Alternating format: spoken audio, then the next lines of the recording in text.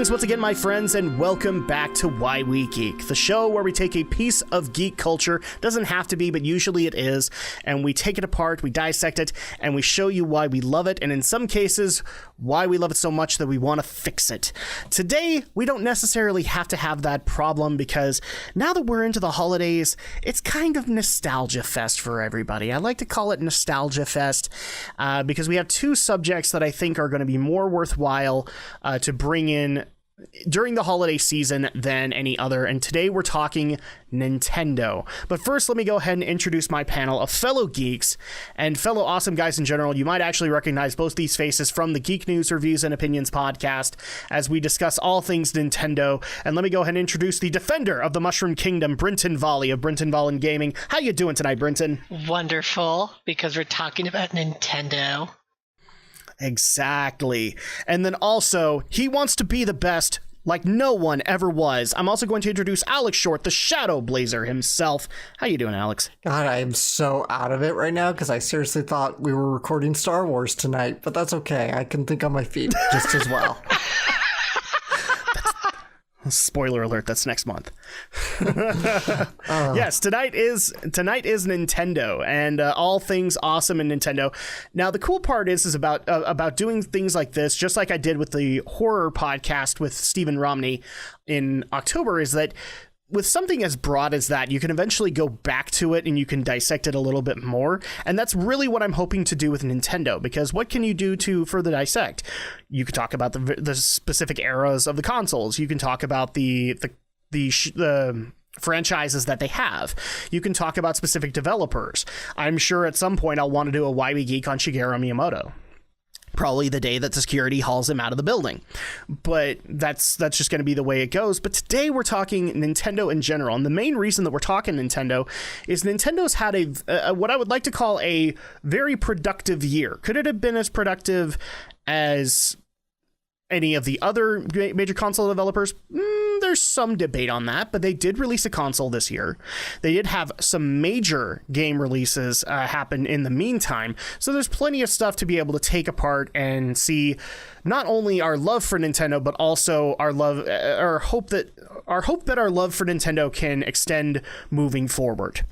And of course, the way that I start things off with the first question is always an easy one.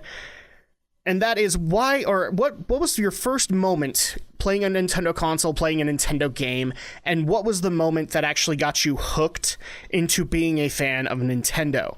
And we'll go ahead and start with Alex here. So what was your first moment that you ever got to play a Nintendo console or a Nintendo game? Well, I don't know that I could boil it down to any specific moment, but as a young kid, I remembered we had a Super Nintendo system. Before that, we had the Sega Master System and the Sega Genesis, also known as the Sega Mega Drive, to those overseas. So we were kind of a bit in the Sega family, Sega camp, so to speak. You know, I'm a big Sonic the Hedgehog nerd. But we had a Super Nintendo. We missed out on the NES, but we had the Super Nintendo.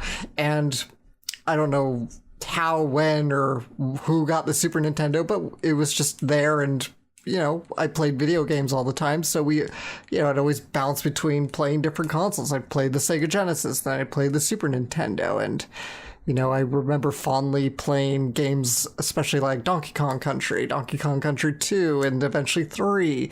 I think it was mostly those games. We didn't have a whole lot of games for Super Nintendo, but it was definitely the Donkey Kong Country trilogy that my sister and I, especially together, played a lot. So I guess you could say that was my big moment. Okay. Brinton, what would you actually say was your first moment on either a Nintendo console or a Nintendo game? And what was also the moment that solidly made you a Nintendo fan? Well, for me, I can pinpoint a moment in time. There was this barber shop, or just this kid's haircut place nearby where I used to live in Sandy. And they had video game consoles rigged up to the televisions in there. So while you're getting your haircut, you could play a video game. Well, that's when I first became acquainted with the Super Mario 64. And we had a PlayStation in my house, so my parents couldn't really justify ever really purchasing a Nintendo 64 ever. So, and so whenever I needed to get my hair cut, it was, I want to go to the video game place. I want to go play I want to play Mario while I get my hair cut. And so I grew to love playing Mario through getting my hair cut. That was like literally the only time I could play a Nintendo 64. After that place shut down, there were these neighbors. My sisters were friends with they're like this family's daughters down the street, and they had a Nintendo 64. So I was like, oh, well, can I play this? And so we ended up playing, like me, my two sisters, and these two other girls. The five of us would end up playing Mario Kart, Super Mario 64. Those are the only really two big games I can think of off the top of my head. But that's when it made me realize, oh, this is a lot of fun. I really, really, really like Mario. And then just as like a little appendage onto it, just being a kid in elementary school, that's when Pokemon started to surge and become popular. And so I was like, oh, well, I can't even tell you how many times I begged my parents for a Game Boy because I wanted to play a Pokemon game. And then finally one Christmas, I got my first handheld, which was a Game Boy Advance. And they got me Pokemon Crystal version, and I've been playing Pokemon ever since. I was actually going to say, because like you two are of the generation where like you were kids when Pokemon came out. So then at that point, you guys were kind of involved in the trading scene and all that. Whereas when Pokemon came out, first of all, I actually didn't have access to Pokemon. My first exposure to it was the anime, not the games. And part of that was just because where I was living at the time. But I was in high school when that happened. So like, and keep in mind that this was still the era where there were still isms or taboos involved with being a gamer, especially in the school space. So you couldn't necessarily admit that you were a Nintendo fan, or you couldn't also admit that you were a gamer without having some kind of societal repercussions within school. For me, my first time is going to sound like a lot of YouTubers, a lot of internet personalities' first time. It was Christmas of 1984, 1985, or no, not even that, because I was about 3 or 4 years old, so that would have been 1987. When my dad was an engineer, so like he would bring tech home. He actually brought home a Amiga computer for us to be able to use, because they were the artsy computers. They were the ones that actually came preloaded with a paint program. I just blew you guys' mind. You're like, what are you talking about? Windows always came with a paint program. No, not always. Old PCs never had it. But in this case, like, that was cool to us. And then all of a sudden on Christmas 1987, my dad decided to get us a Nintendo Entertainment System. And the games that he got for us were Super Mario Brothers and The Legend of Zelda. And as much as people might actually think that Zelda was my first ever exposure and my first love for Nintendo, I actually hated Zelda with a blinding passion as a kid. I want to hear why now. It didn't have enough to keep me invested. Like, for me, it was the game where you ran around in circles. That's basically what it meant to me. And it was also a game that my brother kind of hogged. So at that point, It's like, yeah, because I mean, he was playing, but he was also playing with other kids in the neighborhood. They were trying to figure it all out together. So that was what he was playing. But I played a lot of Super Mario Brothers because that was the cool thing to me. I liked the fact that you could jump around and be able to avoid all the turtle people, and the fact that, your princess was always in another castle. So that was the game that actually... It was a little red promo that brought me to the Nintendo banner. It wasn't Link.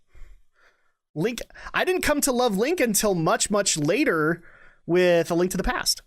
So honestly, I think that's okay, because Mario was more of like the star, and then Link and Zelda came after Mario. So I think that's completely fine and acceptable. And for some people, Link, like The Legend of Zelda, was their first thing because they were kind of after the whole Mario hype and got swept away into Zelda hype. So I think that's completely understandable and acceptable. And a thing that actually helped with that is, like, my older brother was a Zelda fan, and part of that was because he was already, there's like a 7-year difference between me and my older brother. Mm-hmm. So at that point, he was in middle school and he was already doing role playing. So at that point, like, Zelda's not a stretch for that, because he was already playing Dungeons and Dragons in his spare time. So Zelda was not a stretch to that. For me, I was 4 or 5. So, and also a little rambunctious ball of energy with massive ADD, and I couldn't focus on Zelda long enough to be. That's why I couldn't get into it, or any other game aside from Mario and actually Metroid a little bit later. Just because, like, to me, Metroid seemed different, even though later on you look at it, they're not really all that different. But yeah, Mario was the one that brought me in, not necessarily Legend of Zelda. It's kind of funny that I'm not saying I hate Mario these days, but I tend to latch more towards Metroid and Zelda as a fan now. That's just kind of the way things go.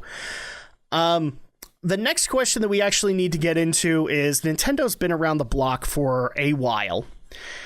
I think that's actually understating it. They've been through 9 console generations. They're actually, or 8 to 9 console generations. They are the only company that can actually say that they have.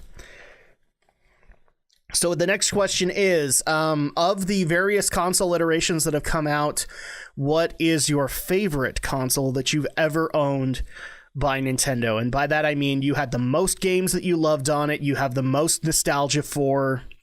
Like, if this thing was going to get a classic with, 10% of the game library and all that, you just immediately go out and you'd camp out for 24 hours to get a copy of it. And I'll go ahead and take this one first. And that, I've mentioned it numerous times, I have such a fondness for the 16-bit era. So the Super Nintendo was, like, the NES didn't necessarily hook me as a kid, because, again, rambunctious little ball of ADD who was out playing in the neighbors' yards and everything like that first, and then would come home and play games later.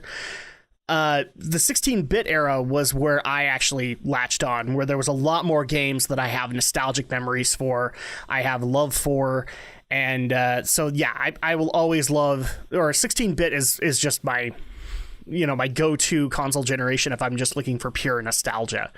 Let's go ahead and do Brinton next. So what console is that for you? The GameCube. Okay, all right. I was wondering if it was going to be the Nintendo 64, because you mentioned that as your first love, and usually it's the first love that gets them. in this, well, using your example, unfortunately, it is not the first love that got me. Like I said, I didn't have a Nintendo 64 growing up, but my first video game console that I could call my own was actually a Nintendo GameCube, because my parents, like I said, we played PlayStation, where we were a Sony family, and then, Xbox and PlayStation 2 came out, and my parents didn't want to pay the money for a PlayStation 2. And so that's when our gaming life as a family started to dissipate. But my cousin Brendan had this really cool game where there's this kid who dressed up in green and rode around on a sailboat. And so I begged and begged my parents for a GameCube because I wanted to play The Wind Waker. See, I told you, Alex, it was awesome. I never doubted it was awesome. No, you actually, so we just barely did the Wind Waker on Draken's Shadow, and you enjoyed the journey. Yeah. Despite all the problems. I did. And so I got a GameCube for Christmas, and I remember my dad being like, "Oh, wow, this is actually pretty cool." And a lot of people don't know this about me, but my first Zelda game was The Wind Waker. I didn't play Ocarina of Time or Majora's Mask or any of those games first. Though I did play them eventually. I have finished them. So, I mean, I'm not a noob. I've played them, but Wind Waker was my first game, and that is where the nostalgia comes from me. It had, like, well, Wind Waker is my number one all-time favorite game. There's nothing that will ever take it off its pedestal. So there's that for an example. Super Mario Sunshine Like, that game was the shit. Yes. Oh my gosh. Sunshine? Yeah, you mean Sunshine? I can't tell you how many of us in the community have been like waiting eagerly every E3. Like, can we get an HD remake of Sunshine, for the love of God, please? I don't know if this is a good time to admit this, Brenton, but I hope you never get that. You're so and then- mean. I look at that and it makes me feel hot. Well, I mean, I'm from California. I love it. Yeah, you're fine. No, my issue with that is like nothing against Sunshine. For some reason, and me and my wife have actually been trying to explain it this week, is like when it comes to the 3D Mario games, I'm not a fan of 64. I'm not a fan of Sunshine, but I love Galaxy and I love Odyssey. I can't explain this to you people. I don't know what they did differently aside from, going to space and all that, but I just don't like the first two iterations. That's like way interesting. I don't even know what to say to that. And part of that is like I have the same problems that a lot of naysayers of Sunshine have, which is he's just a janitor, he's off doing community service, they should know the difference between a Shadow Mario and a Mario. But then the other part too that always bugs me is for some reason when I play that game, the temperature in the room just goes up by like 30 degrees and I feel hot. And I have to stop playing it because I'm like, anything out in the sun is what does it. Okay, I'll give you the plot. Don't get me wrong. There have been some days where I'm just like, those mother effing Pianta don't know what the hell they're doing. Like, seriously, he just barely landed in the effing island. Like, literally helped them on the airstrip, and then they're like, holy shit, there he is, let's arrest him. And it's like, there's literally absolutely no logic to any of this, but it's Nintendo, so I just have to, like... It's kind of like what you told me when I experienced Devil May Cry for the first time. I had to check my brain at the door. When I play Sunshine, I have to check my brain at the door, because I can't logically play that game. It hurts. And yet with Galaxy and Odyssey, I like Odyssey in particular, because I'm reviewing that, I have no problem checking my brain at the door. But the other two, I have major problems, and I can't get my brain to turn off when I play them. They just like, I have no problem with 64 for the first 10 stars, and then once you get into the basement worlds, that's where I instantly go. And then for Sunshine, it's basically the second I get thrown into an area that looks like it's literally 90 degrees out there, and I'm like, well, have fun when you get to the... Yes, that's exactly it. I'm secretly a vampire, everybody. I'm actually trying to start up the Universal Monsterverse, and just not working out. Oh my gosh. But yeah, that's I mean, I could go on and on and on about the GameCube. Funny thing is, I eventually sold my GameCube when I went to go move in with Nathan, and I still own my original copy, like the copy of the Wind Waker that I got that Christmas Day. Like, I still own that exact copy. And in fact, if like the only reason why I bought a Wii U is because of Wind Waker HD. Other than that, actually, I could have seen myself buying a Wii U for Splatoon. But that wasn't even out. Like, we hadn't even seen trailers by the time Wind Waker HD happened. Because if you remember, like the Wii U came out, like all we had was Wind Waker HD. We had new Super Mario Brothers U, a bunch of nostalgic titles, and maybe like one or two third-party titles that were kind of interesting.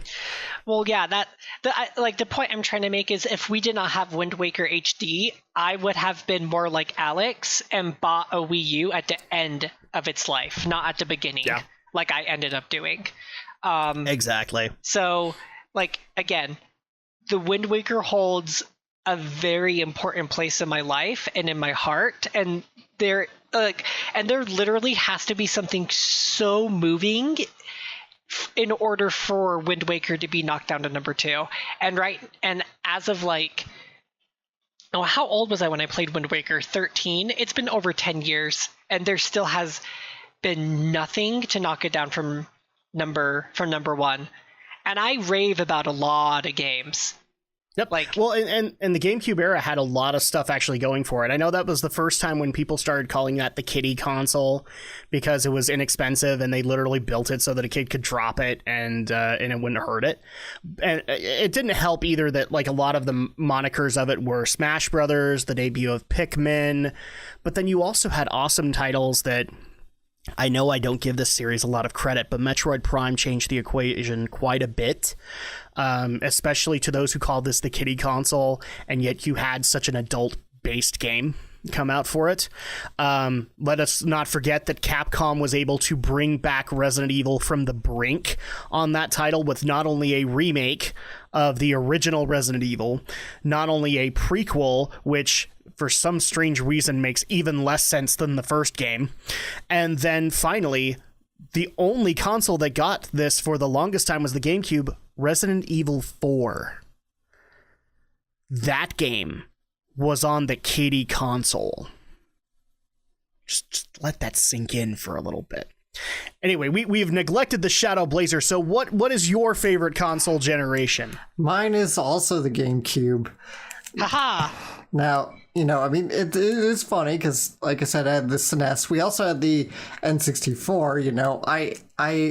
I'm sure you guys have seen that viral video of the N64 kid. He opens his Christmas gift and he freaks out because he's getting an N64. He's so excited. So yeah, that was my sister and I Christmas '98, I think. So even though we were like that, but GameCube is indeed still my go-to, my favorite Nintendo console. Although given the story that Brenton just told us, I'd like to envision that the secret history of that is that he actually is the Nintendo 64 kid. Nintendo 64!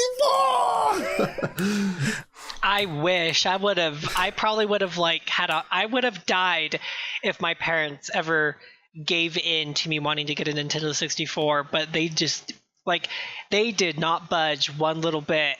I think the only reason why they were willing to do the Nintendo GameCube was for the sheer fact that they themselves had checked out of gaming and were not interested in continuing on with the PS2.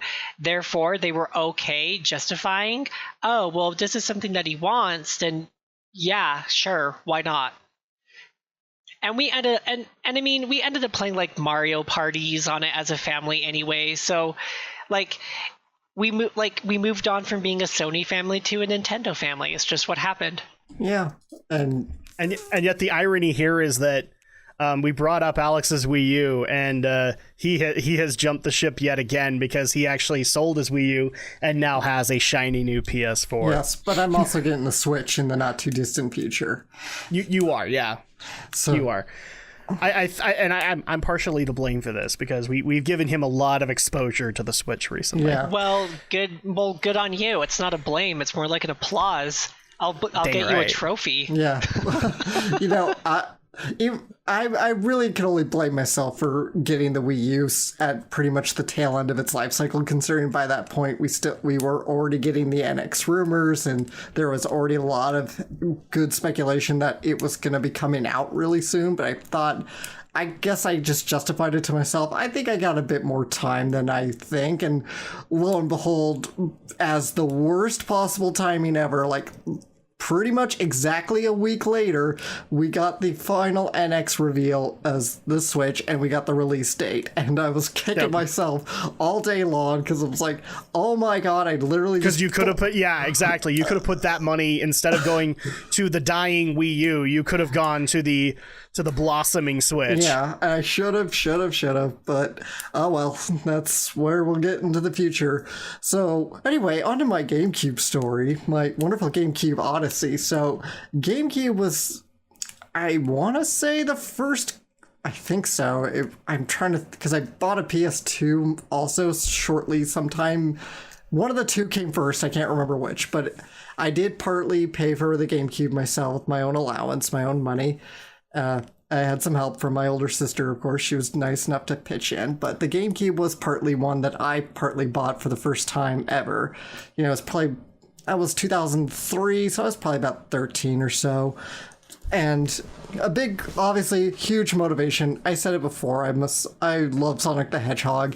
Sonic, of course, the Dreamcast had died. Sega jumped ship from console making and was going third party. And, well, lo and behold, Nintendo, of all people, got Sonic Adventure 2. And I've been aching so much to play that. I never could get a Dreamcast, but now it was going to GameCube, and I'm like, I gotta get a GameCube. Somehow, someway, I gotta get this console. And that's how it worked, and it was more than just Sonic, of course. I mean, yes, Sonic Adventure followed, Sonic Heroes, Shadow the Hedgehog, which I like. Most people don't really like that. Other games, of course, included Phantasy Star Online, which I never played online, even though the GameCube does have a modem extension. Fun fact for anybody who doesn't know that. Andrea and I, my older sister Andrea, we had several Harry Potter games on the GameCube. We loved playing those. You know, I usually got to play, like, she'd be at work or at school or something, and I'd get to, like, play through most of the afternoon into the evening, and I'd leave her little notes. I'm like, watch out for this particular area. There's a prefect hiding. So we were just kind of tag teaming that game a little bit, and Smash Brothers Melee was so much fun. I would take my GameCube, like, to, like, parties or school or something, and we'd just have a ball. We'd have game. That's what I loved. It was so portable. It's so easy to carry around. A lot of people did give it flack for being like the lunchbox console because it had a handle, but man, that portability made it great for party games like Mario Party and Smash Brothers. So that's why I love the GameCube so much. Well, it's one of those things that I always love the fact that people knock Nintendo for being the kiddie console developer, but actually that's the console developer that you want to be. You want to be Nintendo. Nintendo has had a fan base that's literally been cultivated since childhood. And so at that point, it's not necessarily a difficult sell for them to go and buy a Nintendo console as their child's first console. And one of the reasons the GameCube was built the way it was is that, look, it's not kids' fault. Occasionally they have butterfingers. Occasionally they trip. And so at that point, it was built with that in mind. Kids are going to have that issue. I'm an adult who... It was built like a Game Boy, yes, for crying out loud. I'm an adult who hurts himself on a daily basis, pretty much. Not intentionally. I just find new ways to hurt myself at work or whatever, but... You and I both. So it's good for me to have something durable and something sturdy. And, the Game Boy... we think of it as being designed with kids in mind, but the idea of the durability was really for like the average businessman going on the train, putting the Game Boy in his pocket, maybe missing his suit pocket, and he drops the Game Boy. Well, it doesn't break. It's made of friggin' titanium practically, yet it's light as a feather. That's what's great. Nintendo knows how to build their stuff to last. They don't build it with absolute fragility. Yeah. I mean, you can give them the criticism that, yes, the mini discs were just Nintendo trying to be, the tyrants of the industry and still hold true to the physical media. But it didn't matter if this thing was built with DVDs in mind. I'm sure they would have at least put that aesthetic into play to be able to protect the discs themselves as well as the hardware that was within. So, I mean... Those mini discs were the shit, and anybody who says they weren't needs to be shoved into a hole. No, it's an acknowledgeable fact. Is like Nintendo still wanted to hold dominion over physical media, and that's why they didn't go to discs when PlayStation did. They stuck with cartridges for Nintendo 64, and the same reason existed when they did mini discs is because they still wanted to hold that. I'm not dissing mini discs. I'm fine with whatever media you want to shove down my throat, as long as it works. So at that point, like. That this is just an acknowledgeable fact. Nintendo was still trying to hold on to that. It was only by the Wii that they finally said, "Oh yeah, we really can't win this fight." So that being said, let's go ahead and move on into the next question, which is, okay, if I were to probably say who's a Mario fan on this panel, everybody would raise their hand. If I was to say everybody was a Zelda fan, everybody would raise their hand. But then there are some franchises in Nintendo that not everybody is a fan of. Not everybody got a level of exposure to. And so at that point, the next question is going to be, and this is, and by the way, people actually do ask how these questions come through.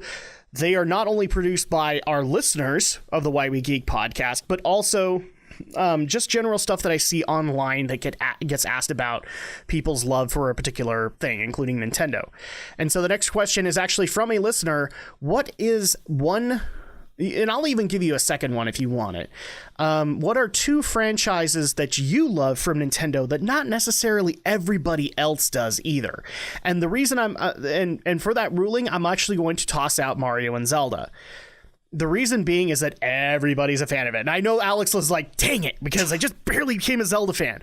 But there are also some other franchises that you're a fan of that maybe not necessarily everybody else is. And for you, I'll even toss in, you could bring up Zelda if you want to. But for me and Brinton specifically, we're Mario fans, we're Zelda fans. Let's find some other franchises and give them a highlight that don't necessarily get one. So for example, the ones that I'm actually going to bring up, first of all, I've said it numerous times. I've had arguments with people numerous times on this. Yes, I'm a Metroid fan through and through. Metroid has been one of the rockier franchises that I've actually followed in my entire life because it's difficult for Metroid to make. I mean, for crying out loud, Super Metroid was awesome, and then we literally went 2 console generations before we saw the next iteration of Metroid. So Samus, even though being one of the first female gaming protagonists, has had a very rough lifespan as far as anybody is concerned. And it's actually one of those things that makes me really happy about the remake of Metroid 2 on 3DS. Oh, it's so addictive. I can't drop it. And the fact that even though I'm not a big fan of the Prime series, Prime 4 is coming for Switch. So that's one of my favorite franchises. The other one that I'm going to mention that I don't think gets a whole lot of highlight to a lot of people, and I'm actually not necessarily too much of a fan, but I'm looking to become one, and that is our may he rest in peace, Satoru Iwata's masterpieces. Well, not necessarily his, but he was part of their development, the Mother series, aka Earthbound. I'm an RPG nut through and through. I've literally gone out of my way, especially after starting my YouTube channel, to try out JRPGs and RPGs that I never got my hands on as a kid. So like my first exposure to the Dragon Warrior series happened because I started a YouTube channel. My first exposure to Persona, or Grandia is another one that I played because of it. I think I've even played a little bit of the Tales series now because of my love of RPGs. And one of the other ones that gets recommended to me all the time, and therefore is on my Wii U and also on my Switch when, they decide to release Mother 3, is the Mother series. And I'm looking forward to being able to play them. I've played a little bit of Earthbound from time to time, but I love the fact that Earthbound 0, or the NES Earthbound, has finally made its way to the Wii U Virtual Console. So I'm also going to tip my hat to that and say I'm excited to play it and give it that highlight, especially considering that Iwata-san has since passed on. But let's go ahead and open up to the panel. So, Alex, what are 1 to 2 franchises of Nintendo that not everybody is a fan of, but you are a diehard fan of? Well, to be honest, I don't think I have anything for this. I haven't played a lot of their flagship franchises on my own. At least not the ones that already have the acclaim and popularity. I mean, Pokemon is still pretty loved, and Zelda's obviously still pretty big. You'll notice that I didn't disinclude Pokemon. Yeah, but I don't know. Pokemon kind of falls into that concept that it's already got a huge fan base. It does, but it's one of those things that I have a difficulty calling it a Nintendo-based fan base, because Game Freak is really what people, when you talk to a diehard Pokemon fan, Game Freak is always the ones they bring up first, not Nintendo. So at that point, I do consider it a Nintendo franchise, but I would also call it kind of a niche franchise for a lot of people that don't necessarily get the Nintendo consoles. They stay strictly with the handhelds, and the simple reason is because they're only interested in the Pokemon games. That's true. Pokemon it certainly was one of the quirky things, and a lot of people have never quite understood the whole split version thing, and which I didn't understand until reading about it fairly like a few years ago, that the idea is, sure, for us in America, the split version ideas don't make a whole lot of sense, but for a country like Japan, which has a much greater population density and everything's much more accessible, like walking distance, where kids are more likely to take the train to public schools and whatnot, therein lies the brilliance of the concept of split versions of link cables. So I suppose Pokemon still remains it, and I know a lot of people, there are still the Gen 1 hardcore purists, and while I'll still say Gen 2 is my favorite, I still love Pokemon Crystal to death, and I love the Heart Gold Soul Silver remakes. I've still enjoyed Pokemon from well into the modern era, is what I'm trying to say. Yep. Okay. And then actually another series that I don't know if you actually considered, but I know that you're a fan of, Star Fox. Yeah, Star Fox. It's just the only 2 games of Star Fox I played was Star Fox 64 and the Wii U remake, Star Fox Zero. So you've played everything that everybody else has played. Yeah. Look, I'm a fan of Star Fox Assault, which came out for GameCube. It's actually, in my opinion, better than Zero. 64 is the penultimate one, but if you think about it, most of the exposure that Star Fox fans have is always baselined at 64. I've come across very few people who have actually said that they were a Star Fox fan from the SNES game. They became fans at 64. And so that, I think that's really all the immersion that you need into the series. Zero, I actually think hurts it, honestly, but that's me. Yeah, to an extent. Mostly just because of the weird, clunky design scheme with the motion controls. Made it really kind of frustrating to play that. Okay. Brinton, what would you say are your 2 favorite Nintendo franchises that aren't necessarily all beloved by all the fans? So I can only think of one, and that is Animal Crossing. That is a niche franchise. It really is. For some people, like you said, it's a niche. It's not for everybody. There is a level of monotony in that game for some people that would deem it super boring or unenjoyable, and why would I want to live my life in a video game when I can live my life outside of a video game? For me, for some strange reason, I enjoy playing life simulation games because I've spent most of the week recreating my dogs in The Sims 4, but I also super love Animal Crossing. I remember, again, this is like 2 years now that I've had my GameCube, and I was at Best Buy on 114th and State, and I had like a gift card for my birthday, and my parents needed to go pick something up or wanted to look at something at Best Buy, so I'm just looking through the video game section back when it was in like the northwestern part of the building before they like moved everything around, just to tell you like how that makes me feel super old. I can't believe I remember that. Anyway, I remember I just remember looking through some of the games, and I was just like, well, I guess I'm not getting anything because I don't really see anything that I want. And then I saw Animal Crossing, and I was like, oh, I saw a commercial for this. This looked interesting, and it was cheap. I could afford it with my gift card, so I bought it. And it was like the it was the strangest game that I enjoyed immensely so much. I would come home from school and I would like play in my little town for like 2, maybe 3 hours after school, because of course I still had to do homework and chores and all that stuff.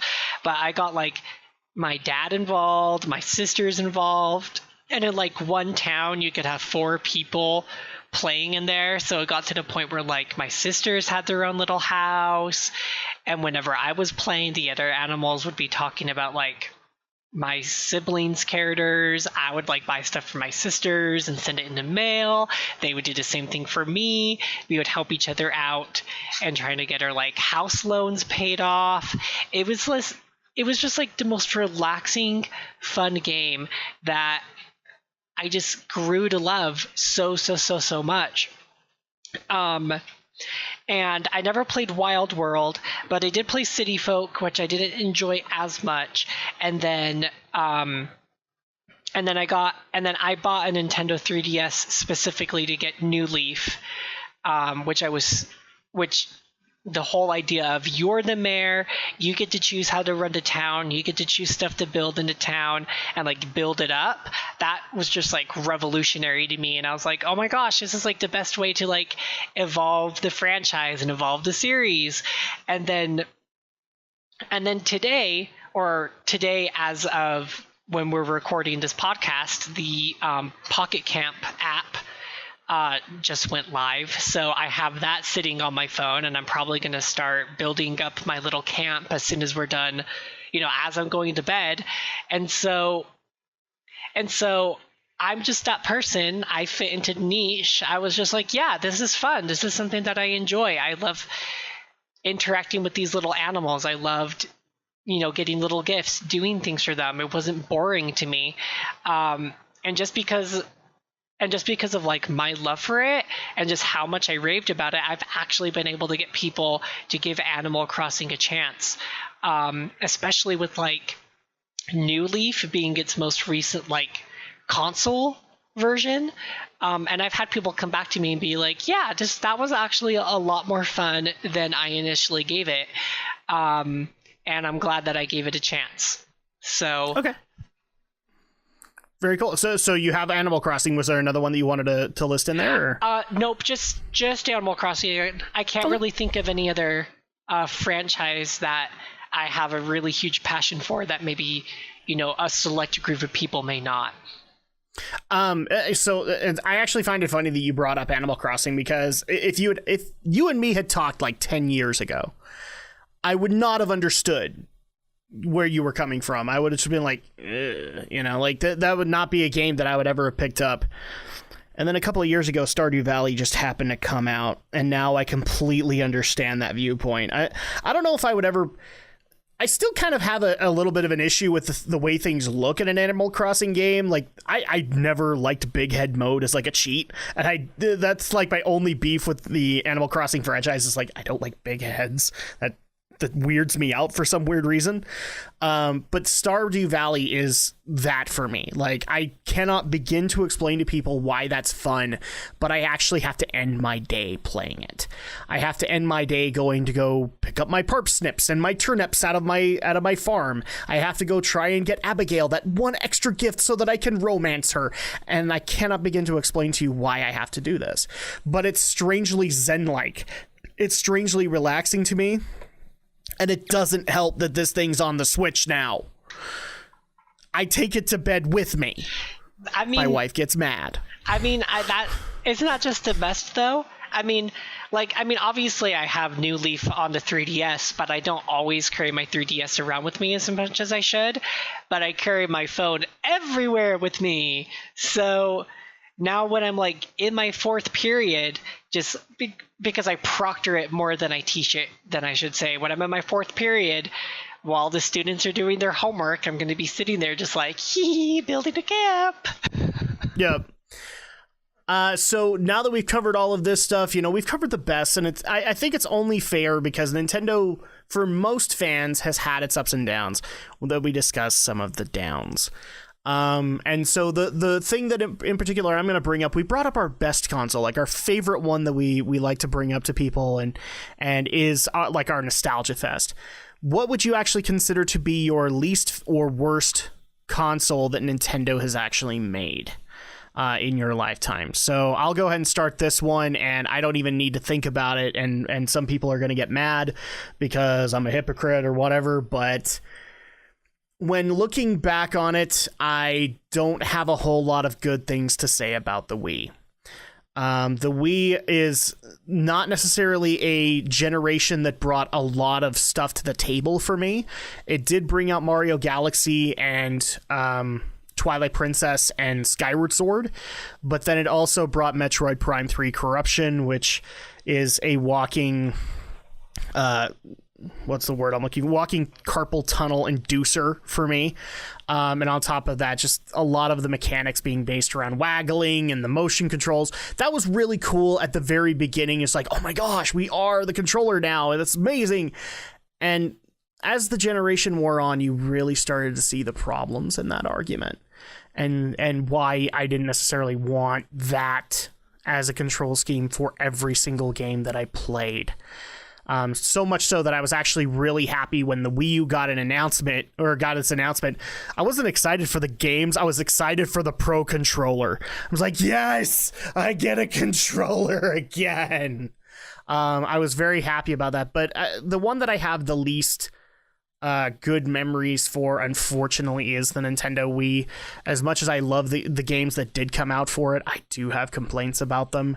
And I don't have that many good memories talking about the Wii and that generation.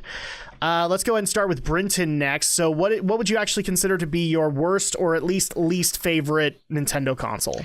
Well, Adam, funny enough, a lot of my thoughts are parallel with yours on the Wii. Yeah. I mean, don't get me, I enjoyed it for what it was, but the novelty wore off super quick.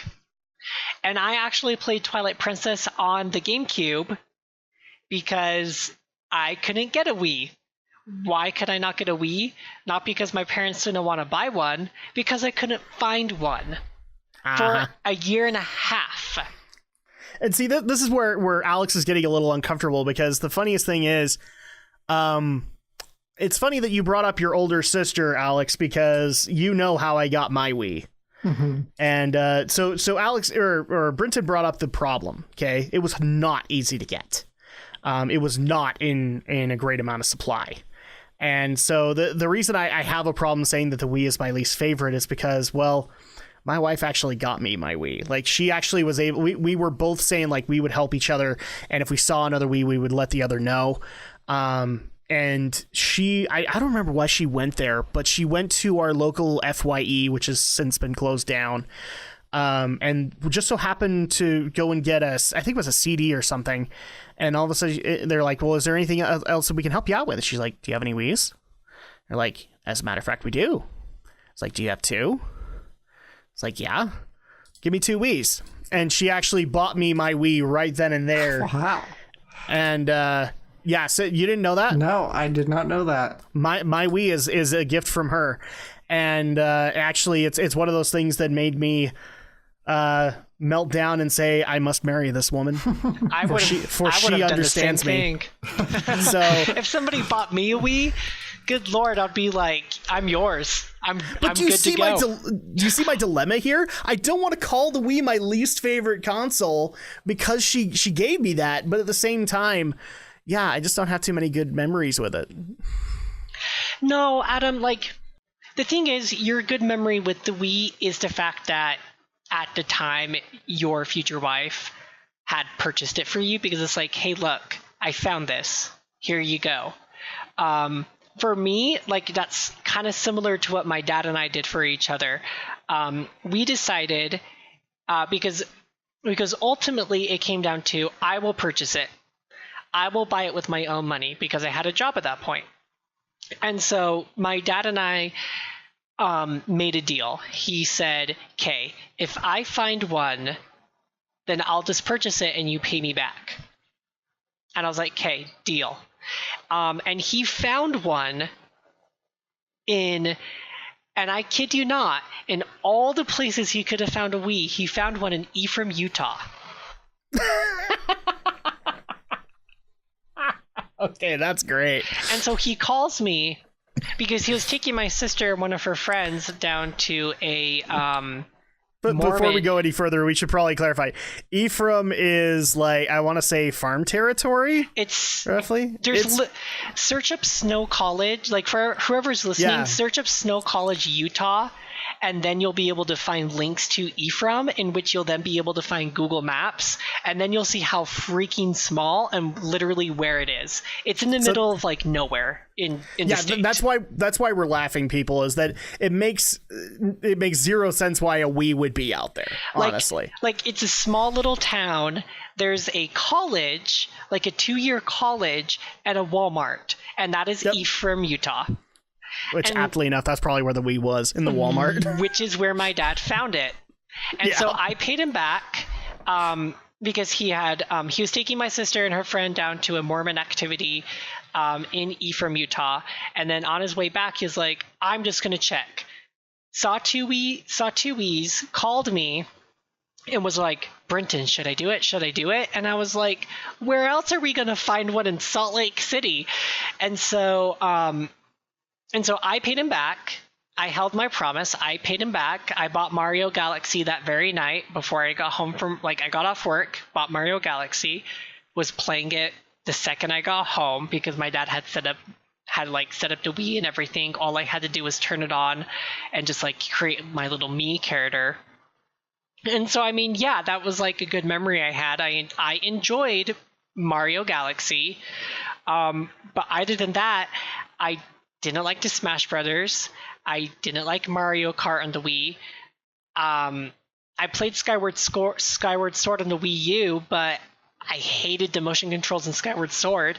So, I mean, it was cool and amazing and like, wow, Nintendo did something different. And that novelty wore off way too quick. See, the funny part is like you wanted to own the Wii version of Twilight Princess, and I would like to say to you, sir, you owned the right one, because I had the Wii version of Twilight Princess, and I wished I'd had the GameCube one, which is what the Wii U version is actually modeled after. So I'm looking forward to getting back into Twilight Princess. Yeah. See if that gets the bad taste out of my mouth.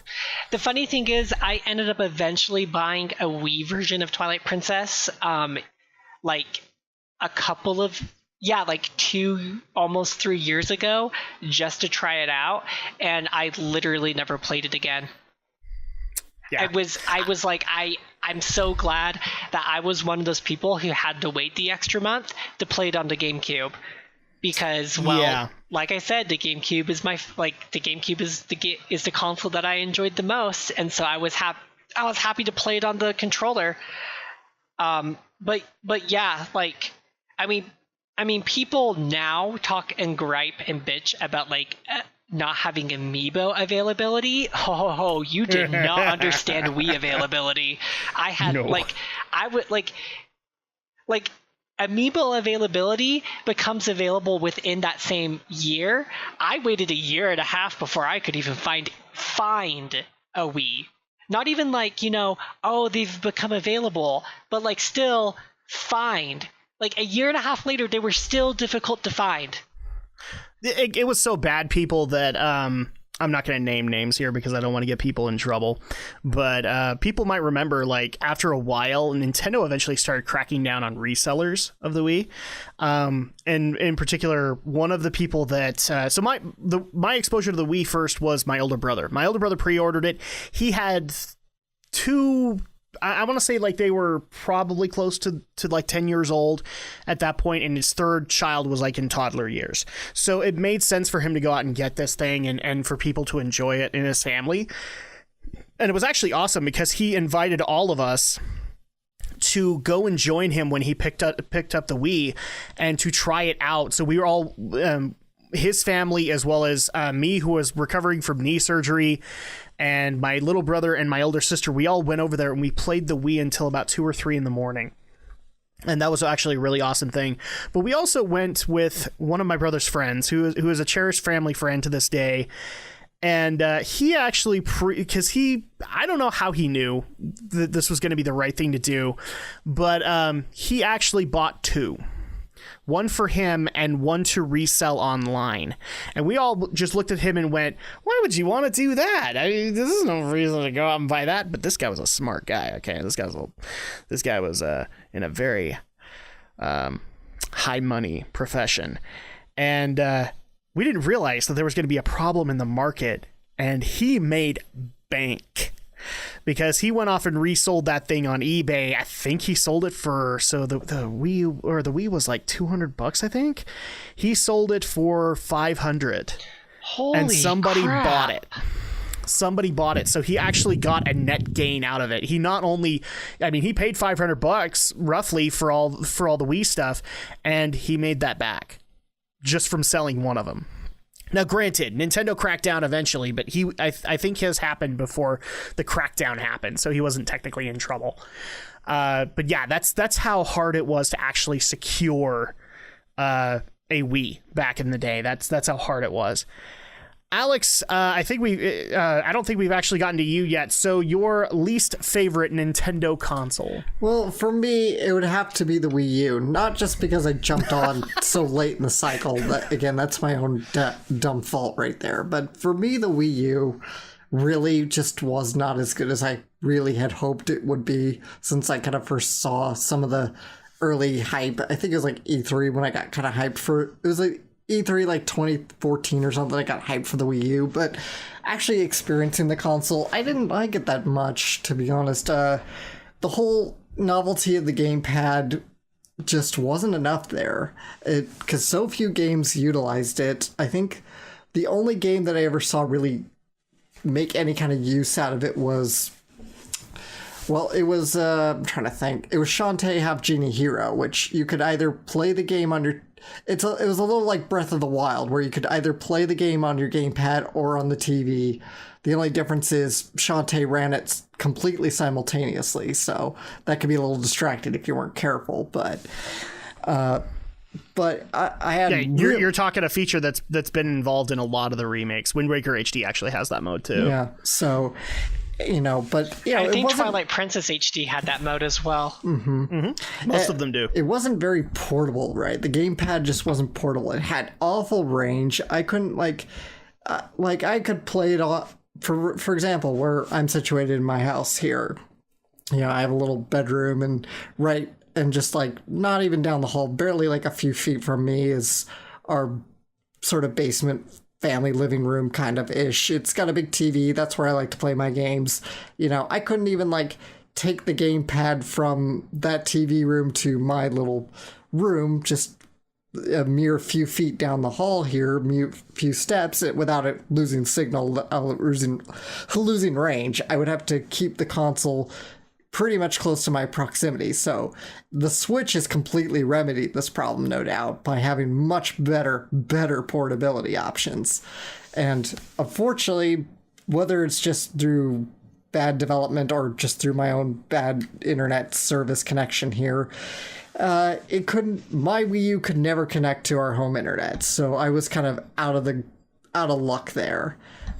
So I had no internet functionality with my Wii U, so that kind of killed it for me. And all in all, I only maybe had 3 games for it. Granted, to correct that, your house is not necessarily built for Wi-Fi. That's the problem there. Is like it's a house built of an older design, and so unfortunately, when you try to utilize things, his router in the home is upstairs, and so it doesn't matter what distance, unless he's on the same floor as it, he ain't gonna get good internet out of it. He might as well just put it right next to the thing. I mean, that's the sad reality, because our house is built in the late 80s, so not much I can do about that. But in that case, and all in all, I only had 3 games. Granted, I dumped my Wii U kind of quickly so I could start saving. You did and a half. So I could start saving for the Switch, but not a lot of games for me that I felt like it was worth keeping. Kind of bulky, not very portable. I figured, anything I'm going to really want on Wii U right now, I can either get on Switch, or I can get on Steam, or I can get on PS4. So I figured it's not a huge loss for me to just dump the Wii U. So that's why I'm looking forward to the Switch, all in all. Well, what's really funny when he, because I just barely got reminded of this when you're bringing up all your Wii U memories. I remember, I don't know how many times we brought it up on the Geek News Reviews and Opinions podcast. Yes, I'm plugging it again.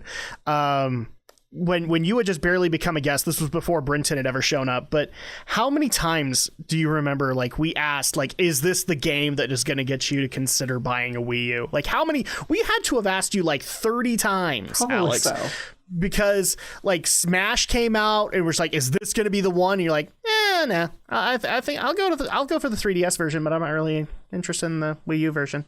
Then all of a sudden, the next Mario 3D World, is this the game that's going to do it? Nah, I think I'm going to pass on this one. And it's just back and forth, and eventually it took Breath of the Wild Wii U version for him to go. And he wasn't even a Zelda fan, Brinton. He had never even touched the series. Not entirely, in fairness, because you and I had started Let's Play. We had done playthroughs, but you hadn't played through a game yourself. But I myself had never really touched the games, but because we'd started doing our Let's Plays and I'd been to the Symphony, I started really getting more into the series now. So that at that point, I was like, and seeing the E3 reveal trailer, I was just like, you know what, I'm sold. And by that point, I'm like, I think there's enough out there to finally get the Wii U. Again, poor timing. I should have known better, but that's my own fault. I jumped the gun there. I just remember so many games we brought to your attention and wondered, like, is this going to be the one? Because I think we did this with you and Romney. We're just like, is this going to be the one that makes them buy it? And Romney would at least admit occasionally, like with one of those games of, yeah, that actually might get me to consider buying one. And for you, it's like, nah. That was like your default response every single time is like, oh, look, Hyrule Warriors. I think I'll pass. No, I was, oh, look, Mario Maker. I think I'll pass. That's so funny. I was interested in Hyrule Warriors, but it was just you always were sort interested. of like, I need a bit more. I just need a bit more. I need a few more out there to justify dropping a couple $100 here. I think Hyrule Warriors was the one where we started adding the joke on. It was like, no, he's just going to come over and play on mine. It's like, yeah, because there you go. He doesn't have to pay for a dang thing. Yeah, I'm just like, yeah, I can just borrow yours. Exactly. So the next question that I want to get into is we've been talking a lot about the consoles, and I love the fact that you guys have brought up the Switch, but we at least need to acknowledge the other branch of Nintendo that has made them successful, and that is the handhelds. So in a lot of cases, I don't want to necessarily do a best or a worst of them. Maybe give us like your favorite handheld that you've been able to own from them, but also just an awesome memory that you have from a handheld. It doesn't necessarily need to be the same one. But like an awesome handheld that you have in your life. For me, my favorite one, I mean, I've already said, like, I'm a fan of the 16-bit generation, so it makes sense that the Game Boy Advance would be my favorite. But I would say a very close second has been the 3DS. I love a lot of what they're doing on the 3DS, and since a lot of that is still, it feels like old school RPG, old school platformer, then it's like my second love, handheld wise. But the funny story that I have, I don't have too many of like older stuff, but the original Game Boy, like, I don't think people realized how addictive that thing actually was when it initially came out, especially to people who were like, my dad was doing business trips with other software and hardware companies all the time, and it actually got to a point where when we got our first Game Boy, we got two. And the reason we got two was because one was for the kids. Yeah, that thing got shared really well. We got one for the kids, but we also got one for Dad. And Dad, nobody touched. Nobody touched because he always took it with him, because this was around the time when my dad did a lot of trips over to the East Coast. So he was spending a lot of time in like Vermont and I think New Hampshire to try and sell computer chips that he had been working on. So at that point, like, he did a lot of time at software and hardware conventions and all that, and he would take his Game Boy with Tetris. Like, that's the funniest part, is like, we as kids, we bought other games. He bought Tetris. He was fine with it. He had like an absurd record on his on his cartridge that none of us could beat. And the funny part about this is like, you think that would be the end of the story, right? We bought 3 more. Whoa! We bought 3 more. And the reason we bought 3 more was because a little soon after, we did a trip with extended family to Disney World. And we actually made, not the kids. We didn't make the kids jealous. The kids were young enough that they didn't care. But I remember my aunt was one of them. My grandfather was another.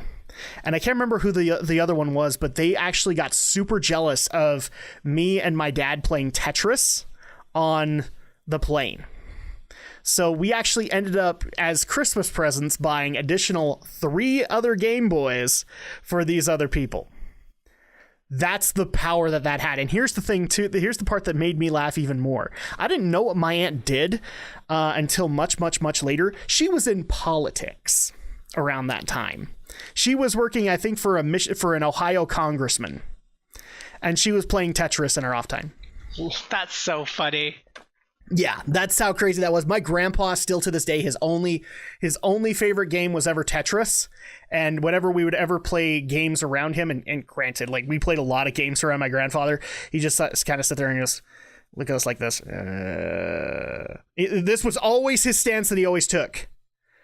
But if you put Tetris in his hands on the Game Boy, he was happy as a clam. Only game he ever liked. So there you go. That's the one weird handheld story that I have. Let's go ahead and go with Alex next. So what is your favorite handheld that Nintendo has developed, and also like any awesome stories that you want to be able to tell with handhelds? Well, my favorite is like yours. It's the 3DS.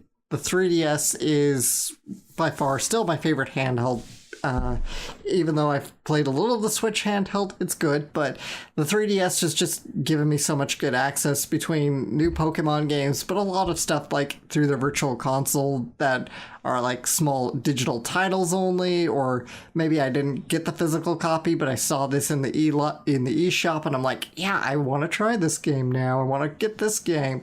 Right, that's how I finally got myself to, play a Shantae game. I'd seen, because I saw a Shantae Let's Play, the original Shantae Let's Play before, but I don't know, at some point I never connected the dots or something, or I just didn't think about it as focused, but I was just like, yeah, I want to try Shantae and the Pirate's Curse. So I downloaded that on my 3DS. I downloaded... Or, I don't know, maybe I have the physical. I think it's download. Return to Popolacroix, which is a fusion RPG Harvest Moon style game. And I enjoyed the hell out of that game. And, and of course I have Pokemon games on that. I still have not finished Moon, I'm sad to say. I'm a little stuck in there. But anyway... Are we talking stuck like the same way that you were stuck in X, where you would get pissed on trips to Moab? No, I was not getting pissed, okay? I was just having battles and I was getting my ass Your mom kicked. was about to take the... Okay, so we took a was family not trip to true. Moab, and your mom was about to take the 3DS Rage, from you. Alex, I've gotten mad playing Pokemon too. Don't you worry. He got into a multiplayer battle. He got into a guy that was kind of owning him, and he was mad. And so like we were in the middle of like a gas station meets Burger King, and yeah, I was getting competitive, and yes, I was getting a little frustrated, but I was not like absolutely getting angry. Yeah, no, you weren't spouting F-bombs. You weren't doing that. I was not. You lie. Okay. Anyway, I said moving on. So as for favorite memories, though, it also for me is the original Game Boy Color. I got a Game Boy Color for my birthday. It was 10 or 11. I don't remember which, but it was definitely a birthday present, and I got it with Pokemon Blue version, and I just loved that game. I got so deep into it. I don't know if I had seen the anime at this point or not. Maybe it was about the same time. That would make sense, because that's probably why I'm sure like my sister or my parents thought, he likes this. Maybe we should get this for him. So... But I got so big into Pokemon Blue, and my sister also got into Pokemon at the same time. She got Pokemon Red, so we could play back and forth each other. Then I got Pokemon Yellow. Then I got Pokemon Silver, and then I got Pokemon Crystal. My sister would always get one of the other versions. I'd get one, and she'd get one, and so we could keep playing and trading with each other. And well, what are the other ones? I can guarantee you she didn't buy. What? So which one? Well, I got her gold. Oh, you got her gold. Well, okay. Because we coordinated, because we knew that you were going to get silver, and so I got her gold. Okay. Well, so there you go. Yeah, I mean, either way, she'd always have one of the. I'd have a version, she'd have a version. I wouldn't care which, as long as I get a version. And right, and that was pretty much my whole Game Boy Color. Even though there's other games for Game Boy Color, it was always just about Pokemon for me. From Pokemon Red, Blue, Yellow to Pokemon Crystal, Gold, Silver, Crystal. And of course that evolved into Game Boy Advance, and that evolved into DS. Although by the DS era I fell off a little bit, but I got back into the franchise after a while, and now I'm still playing again. And 3DS, so Pokemon's still my mainstay, but I'm glad with being an adult who can make and earn his own money, I can buy games of my own free will, so I don't have to just be limited to one series of games. But playing the original Game Boy Color, just so many fond memories. Holding up a flashlight to see in the dark. Good times before backlit screens. Exactly. Yeah, because that didn't even happen until the Advance SP. Yeah. And that was such an awesome thing. All right, so Brinton, your favorite handheld that you have owned, and maybe even a funny story that you have in association with it. So I mean, third time's the charm. 3DS is also for me one of my favorite handhelds. I didn't like. I remember when it first came out. It was in 2011, and the reason why I remember this is because I was a missionary for the Mormon Church in Italy, and I was walking by a bookstore because they sell their video games also in like bookstores over there, and so I'm walking by this. Yeah, Barnes and Noble did that for a while too. Oh, I didn't know that. But, yeah, it was weird. Yeah, it was a little weird to me too, but it was around the time that Pokemon Black and White version was coming out, and the Diamond Pearl Platinum series was like okay, this is it. I'm done playing Pokemon after this, because I played it on like the DS Lite. I was like, okay, I have to be done after this, and I wasn't like super impressed with Pokemon Black and White. I actually did end up buying Black version in Italian, and I didn't like it very much, not because I was playing it in my second language, but just because I thought the game was just really bad. And then that's why I was like, okay, well, I guess this is like, I guess I decided to talk about a funny story all of a sudden. Well, I mean, this isn't really a funny story. I just hated Black and White version, and then I somehow got back into playing Pokemon through X and Y. I don't know what made me decide to get it. And then Nathan was the one who got me to play Pokemon Sun and Moon.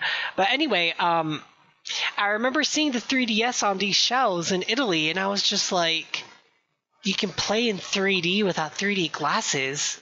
It was like mind-boggling to me.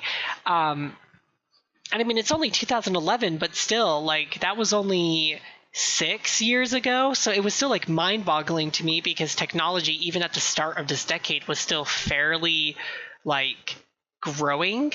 I remember like even 5 years ago, my parents showing me an iPad, and they're like, this is a tablet. And I was like, what the hell is this thing? Yeah, right? I was so out of it when I came back from my mission. I mean, I've gotten back into things, but I'm still part of like the early millennials where technology is cool, and like I kind of grew up with it, but at the same time I'm like, I kind of don't care because it's just so much to keep track of. But anyway, eventually I got a 3DS. It was for Animal Crossing New Leaf, which I've had the fondest of memories with, building up my first little town.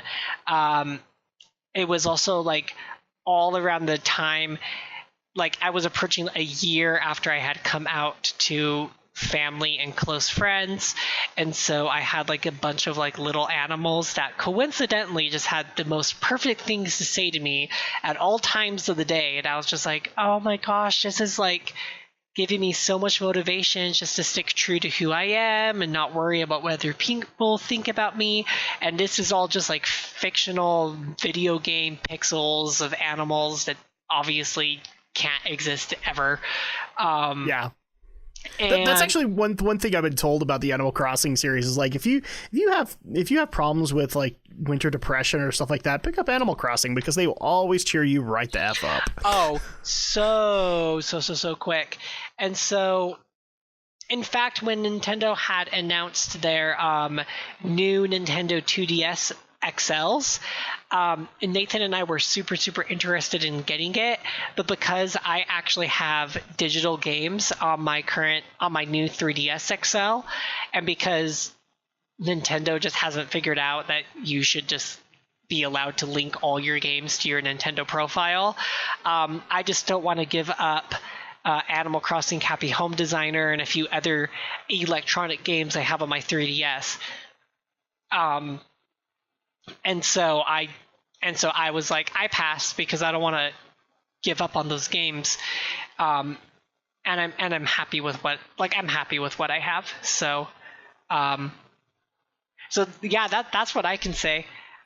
See, I find it funny that you brought up the whole 3D gimmick because I remember when that got announced, a lot of people were like, I don't think that's going to work.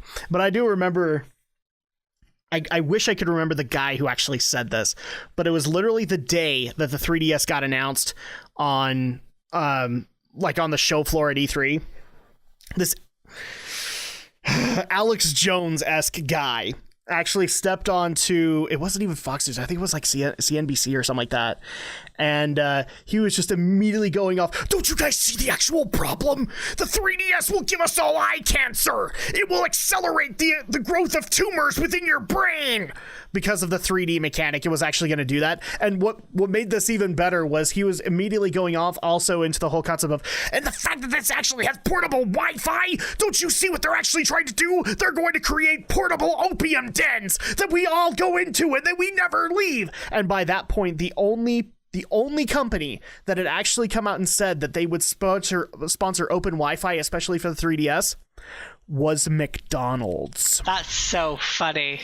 So you heard it here first. McDonald's is an opium den for everybody. Well, and I remember. How is it not? Brinson, only when the McRib comes around. That's the only time it's ever an opium den. Funny thing is, according to, I mean, you saw who officiated my wedding. According to him, the McRib is made out of cat parts. So. Yeah, well, but I laugh at that whole concept because this guy was like screaming out that, you know, this game console, after so many before it, this was the apocalypse, this was the end, and it wasn't on Fox News, people. It was on the other networks, and this guy was given a platform. That is something else. I could understand his point of view on like eye cancer and tumors in the brain, but you lost me at opium dens. So yeah, exactly. That was the part where it went all weird. And I remember Nintendo actually took this guy seriously enough that they actually put out a report saying, no, that's not what this thing actually does. And and the funniest thing is, like, to this day, I don't know of anybody who on their 3DS actually has the 3D turned on. In fact, some of them downgraded to the 2DS because there's like, I don't see a reason why not to. And I remember turning that thing on for the first time. And I'm like, oh man, headache. Oh, that hurts my eyes. And I've never turned it on ever since. That's my problem too with wearing glasses. Wearing glasses, everything's already a little what's the word I'm trying to say here? Embellished. So when you turn into 3D, it just makes it 10 times worse through glasses, and I'm just like, I'm like, no, I'm not getting a headache while playing a video game. This is relax time for me, not I need to leave. Yeah, and what makes that even worse is like, well, I'm already gonna get that because if I play for longer than 2 hours, my neck is done. But so you have the eye strain because of the weird 3D mechanic, but then also having like headphones on. That's just exacerbating your headache by that point. Because like, oh, cool, booming game music. Oh, wait, your eyes hurt. Ah, crap. I'm just getting a headache all around. All right, so we actually are almost running out of time. But there is one other thing that I want to get into, which is I kind of rerouted to handhelds because we've got... Guys, it's almost the end of the year for the Switch. We actually need to talk about it a little bit. And that's simply, we're coming up on its first year of development, or first year out as the next legitimate Nintendo console. And no, I know that one disappointing thing for Alex was that it in fact turned out not to be a space shuttle. Oh. But it's still a shuttle. Like, Alex and I have agreed that it's still a shuttle. It's a shuttle in our hearts. It's a shuttle in our hearts. We called it Nintendo Shuttle. You're just going to have to accept it, and we're going to keep bringing it up until the day you die. So well, I'm just saying that's one thing that you guys can be disappointed about, but let's actually talk about it. Overall, would we actually say that this has been a successful year for the Switch? And maybe also, like, what do we look forward to seeing the Switch do moving forward? I'll start with this. Obviously, I've made my point kind of clear, so it's not going to take too long to go into. But I think it has been, despite the fact that there hasn't been as many third parties out there with games for it right here and now. There has been a solid third-party showing. I would say it's a solid one. And the first-party showings that have come out have gotten enough of a viewpoint and an audience for Nintendo to be able to work with. So I will actually say that this has been a successful year for the Switch and also for Nintendo. What I would like to see going forward is, obviously, I got my wish with new Metroid games, so I'm good with that. I would actually think this is probably the ideal console to bring back a lot of stuff that doesn't necessarily have a lot of spotlight recently. I do know that a Kirby game is in the works for the Switch, so that's going to be covered. Fire Emblem's getting a lot of a mention, and poor Romney, he's going to get so mad at us because we didn't mention Fire Emblem, which is one of his loves. So we have a lot of these things. I also am looking forward to seeing what indie developers are doing for the Switch in the future. Because a lot of really awesome games that have come out for the Switch have been from indie developers. It's been surprising to see games like Yooka-Laylee. Well, Yooka-Laylee isn't out for Switch just yet, but Snake Path came out for it. Octopath Traveler from... I know that they say it's Square Enix, but I'm thoroughly convinced that's coming from Tokyo RPG Factory. There's tons of stuff that's out there right here and now, and I believe that we've got even more to come in the future for the Switch. So I think the Switch's future is actually really bright.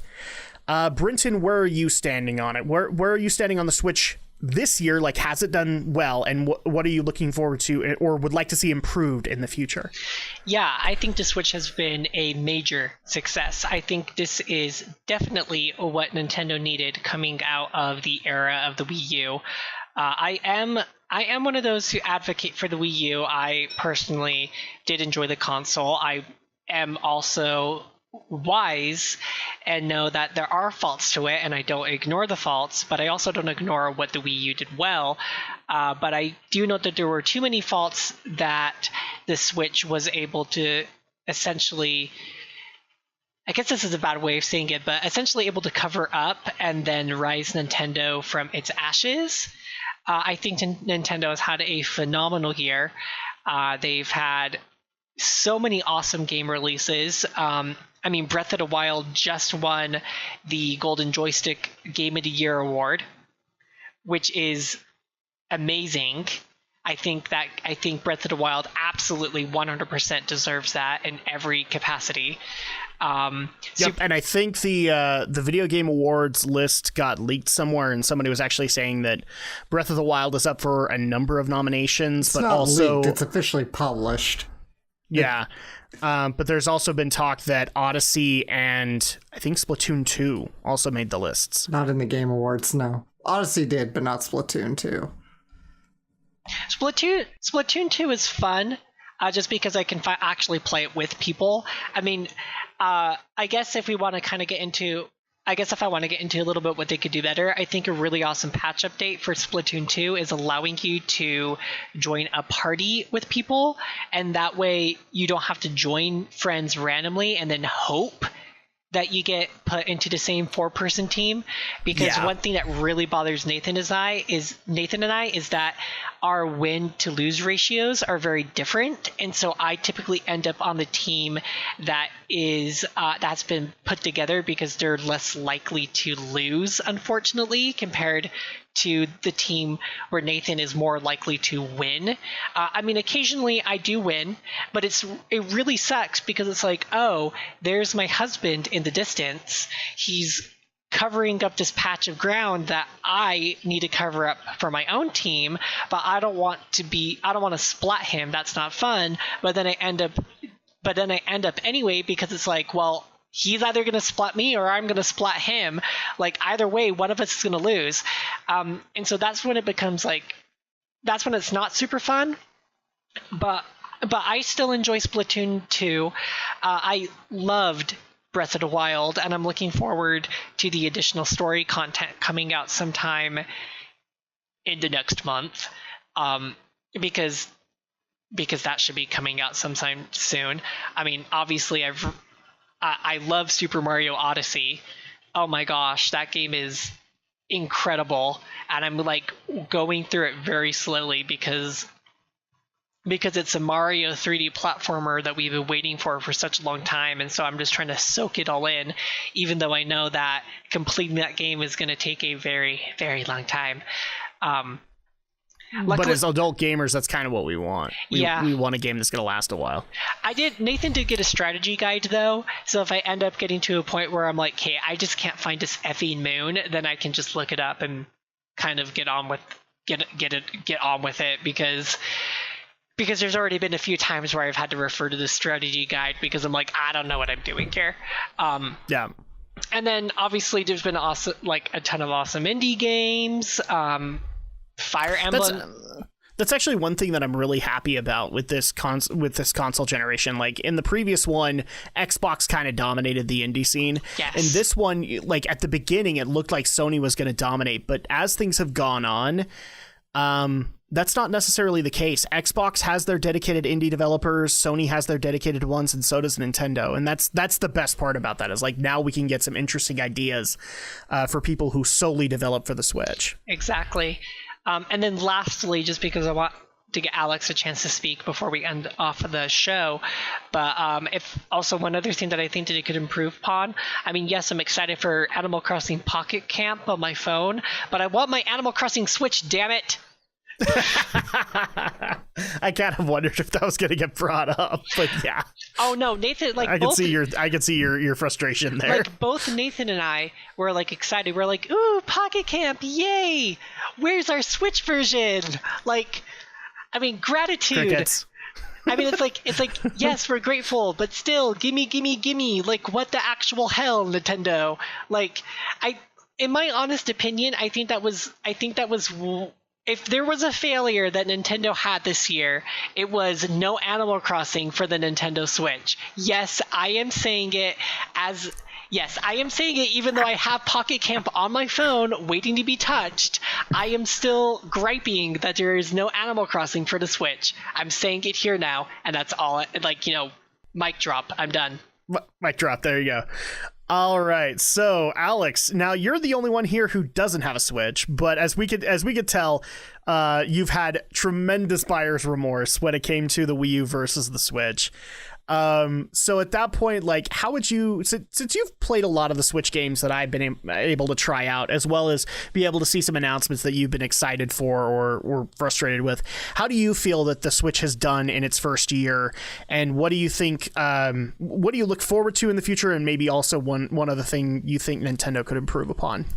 Well, I am pleasantly surprised about how well the Switch has done this year. Considering the launch library was pretty minuscule, I was a little worried going into it, seeing them launch not only with a very small library, but also launching in spring, early spring for that matter, kind of outside peak season for buying and for gift giving and whatnot. But I've been very impressed. I mean, Nintendo's really, really delivered. They've been able to court a whole lot of other game companies that kind of went the wayside over the last few years. They've certainly brought a lot of new stuff. Even if it is a lot of porting, they've still brought a lot of new innovative titles that probably never would have seen the light of day on Nintendo beforehand. And I'm impressed. I think they've really began to turn things around, and I'm looking forward to seeing what they can do in the future. As for what they could probably continue to do to hopefully continue their stride is not only bring the third parties, but also, well, bring some new third party brand new titles. Right now we've seen a lot of third parties, but we've also seen a lot of ports of games that have been out for a little while. And Skyrim and such. So let's hope we start seeing some brand new third party titles, not just a bunch of old ports in the immediate future and the time to come, as well as some more heavy hitter first party titles. I mean, of course, we had Breath of the Wild this year. That was huge. And, I played that on Wii U and I enjoyed the hell out of that game. And I want to go play it again, damn it. But I gotta wait until I can get my Switch. So, but we've, now we have Mario Odyssey. I got to play that a little bit with you, and that seems like it's going to be a lot of fun and a lot of great times. It's great to finally get a big flagship title, because we didn't have a real flagship Mario title for the Wii U. We had more little side games, more spin-off titles. So you wouldn't consider 3D World to be that? Not really. When I think of because it's considered it. When I think of more flagship mainstay titles, I think of more I just think of more like, like a Mario 64, like a Mario Sunshine, like a Mario Galaxy.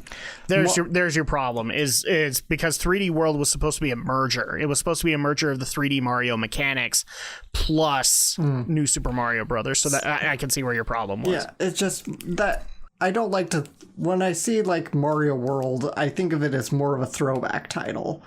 Then I think of it as a big mainstay, big budget, high end title that they pour a lot of resources into. This is more of a B team project, and that's not to belittle it in that sense, because even B team projects have merit, right? But this is more of a throwback, and it's a B team project, right? But the A game is still the AAA game, so to speak, is going to be in something like Odyssey.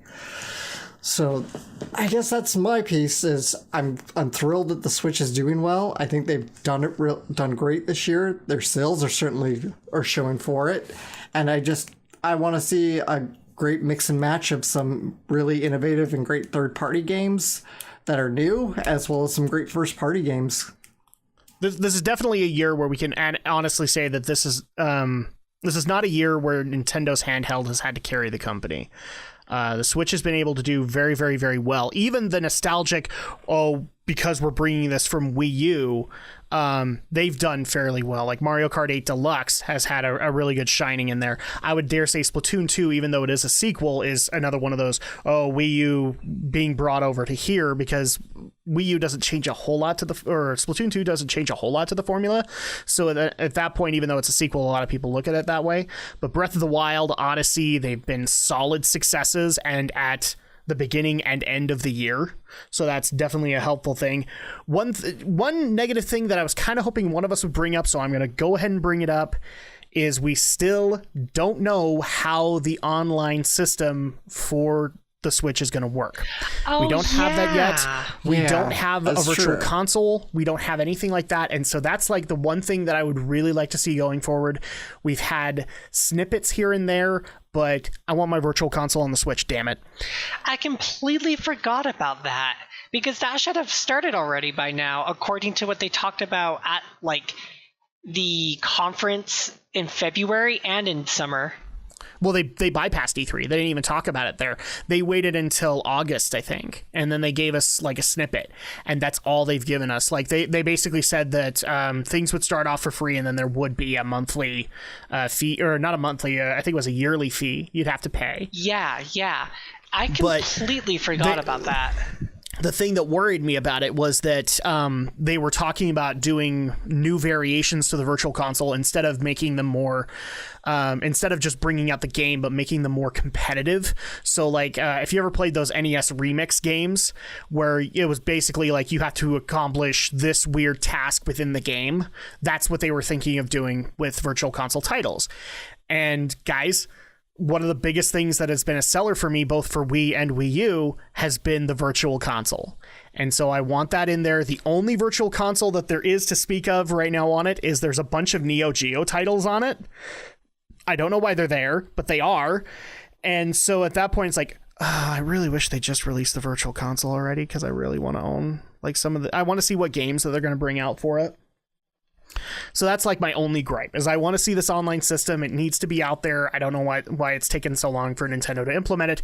Oh, wait, they could have been implementing this last generation, but instead they didn't.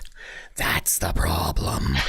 So there you go. But we are actually way over time. So I'm going to go ahead and end the podcast. First of all, thank you guys so much for listening.